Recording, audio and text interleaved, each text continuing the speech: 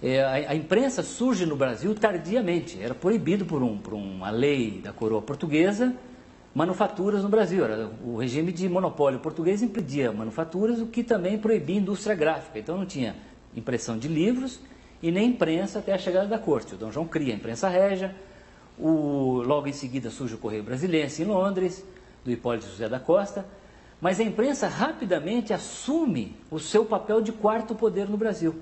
Em 1822, ela é um agente importantíssimo, porque ela canaliza o debate da independência e primeiro reinado, ao ponto do imperador Pedro I usar a imprensa para escrever artigos anônimos, com pseudônimos, para defender os seus pontos de vista ou atacar os seus adversários. Então é interessante porque o Dom Pedro legitima a imprensa como quarto poder ao participar do processo político como jornalista, com pseudônimo. Eu queria reunir um pouco a questão da ausência de povo com uma coisa que você já tocou e também já foi tocado aqui nas questões, que é a questão do ensino, né? Não tem muito a ver com a história que é contada. Porque aí você falou, as pessoas te procuram, eu não gostava de história, agora passei de gostar. E você mesmo fez a pergunta, por que as pessoas não gostam de história? Que é uma coisa tão interessante, tão magnífica, e por aí vai, né? Tudo bem.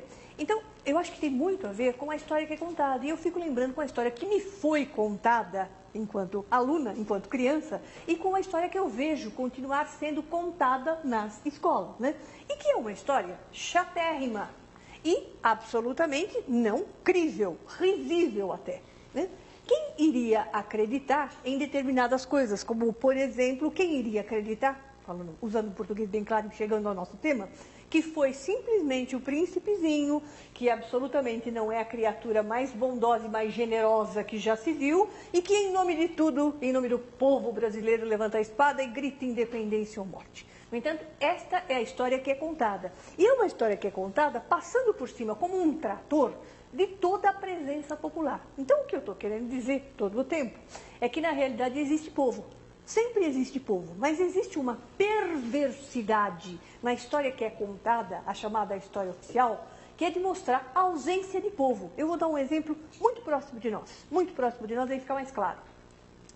Nós tivemos toda uma participação popular, muitos de nós aqui estiveram na rua nos anos 70 e nos anos 80 para derrubar o regime militar.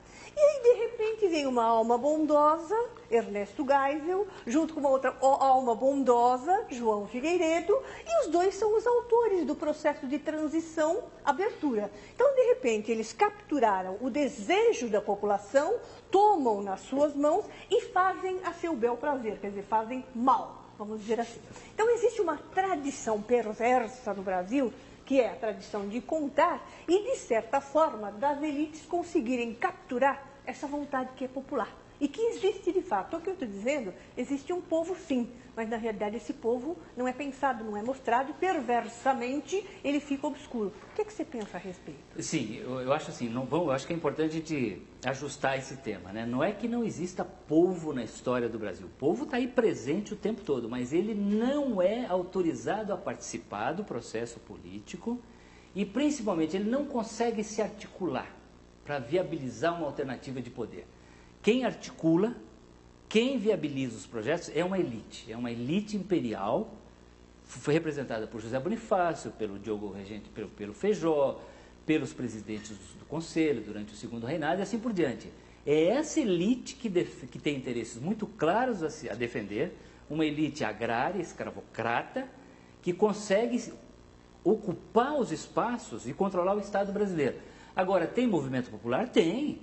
Tem os 29 conflitos da regência, tem a cabanagem, a sabinada, a balaiada, a Revolução Farroupilha. Na cabanagem morreram 40 mil pessoas. Se você levar em conta que na Guerra do Vietnã morreram 50 mil soldados americanos no século XX, 40 mil mortos no Pará, no começo do século XIX, desmente o mito de que o Brasil é um país pacífico, que não tem sangue, não tem luta. Eu cito, por exemplo, no livro 1822, uma tese do Sérgio Buarque de Holanda, que é o grande sentimento de medo que havia no Brasil durante a época da independência, porque o Brasil, a grande maioria da população era composta por escravos, analfabetos, pobres, E havia um medo por parte da elite branca que esses pobres analfabetos, contaminados pelas ideias o que é que eles vão fazer? Libertárias que chegavam da Europa e dos Estados Unidos, pudessem pegar em armas e reivindicar os seus direitos. Eu cito o escravo em Minas Gerais, né, que ele escreve uma carta aos seus vizinhos dizendo o seguinte: vejam a revolução que fizeram os nossos irmãos em Portugal, se referindo à Revolução Constitucional do Porto, Revolução Liberal do Porto. No campo da honra, defendamos os nossos direitos até a última gota de sangue. Ou seja, os escravos brasileiros achavam que as revoluções libertárias da Europa valiam para eles também, e não valiam. Era só para a elite branca e metropolitana. Então, que é o povo que conduz realmente o processo político na independência. Como é que a gente pega e constrói um Brasil com essa matéria-prima de tantos escravos, analfabetos, com latifúndio, concentração de riqueza, tanta divergência regional, num corpo sólido e político, um povo capaz de participar do processo político? Primeiro, vai chegar à conclusão de que esse momento talvez seja tão importante quanto foi a vinda da corte para o Brasil. É a primeira vez que nós temos 26 anos de democracia no Brasil sem ruptura. Da história da República. Sem é a primeira vez, é a primeira experiência republicana realmente para valer. Consolidação da democracia. Isso, e é uma sociedade mais qualificada, com menos analfabetos, com mais empregos, com mais oportunidades. O Brasil está tentando zerar alguns passivos do passado, com Bolsa Família, com cotas para estudantes nas universidades, vindo de história pública e negros e tal. Ou seja, existem políticas públicas importantíssimas que foram empurradas com a barriga no passado e finalmente estão sendo implementadas. Mas acho que no Brasil, em particular, tem uma razão adicional, que são os 26 anos de construção do Brasil pela democracia. Nesse ambiente de construção coletiva, história é uma ferramenta fundamental, porque uma sociedade que não estuda história não consegue entender a si própria. Não sabe de onde veio, o que a diferencia no mundo, quais são as suas raízes diferentes dos demais povos. Mais do que estudar matemática, biologia, química, é olhar para o passado para entender quem nós somos. Ou seja, para que a gente estuda história?